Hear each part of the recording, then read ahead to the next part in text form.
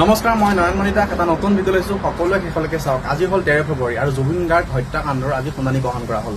আৰু সেই শুনানিৰ বিষয়ে পত্নী গৰিমা শইকীয়াই বহুতো মন্তব্য প্ৰদান কৰিছে আৰু সেই শুনানিত বহুতো মন্তব্য প্ৰদান কৰা দেখিছোঁ আমি।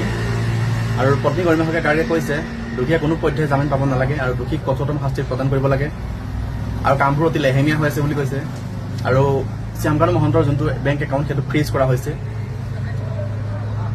আৰু এখন ফাষ্ট ট্ৰেক আদালতৰ প্ৰয়োজন বুলি কৈছে অধিবক্তাই। আৰু এইটো কথা অকল অধিবক্তাই নহয়, পত্নী গৰিমা শইকীয়াইও কৈছে এক গুৰুতৰ অভিযোগ আহিছে যাতে কেছটো অতি লেহেমীয়া হৈছে, নথি পত্ৰৰ কাৰণে সকলোবোৰ কাম পিছ পৰি আছে বুলি কৈছে। এই বিচাৰ প্ৰক্ৰিয়া নথি পত্ৰৰ বাবেই খেলি মেলি হৈ আছে, অৰ্থাৎ লেহেমীয়া হৈ আছে বুলি কৈছে পত্নী গৰিমা শইকীয়াই।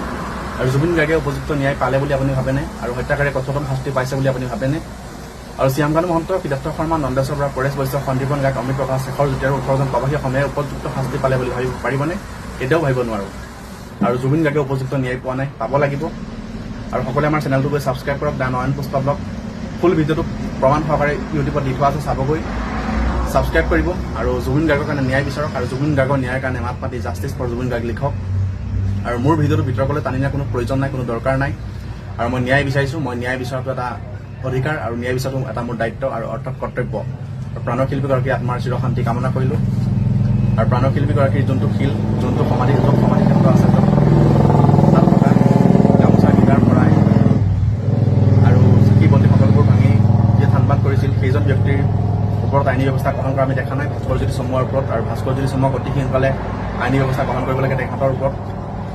তেখেতৰ তাণ্ডৱ সকলোৱে গম পাইছিলে। আৰু দাদাৰ আত্মাৰ চিৰশান্তি কামনা কৰিলোঁ।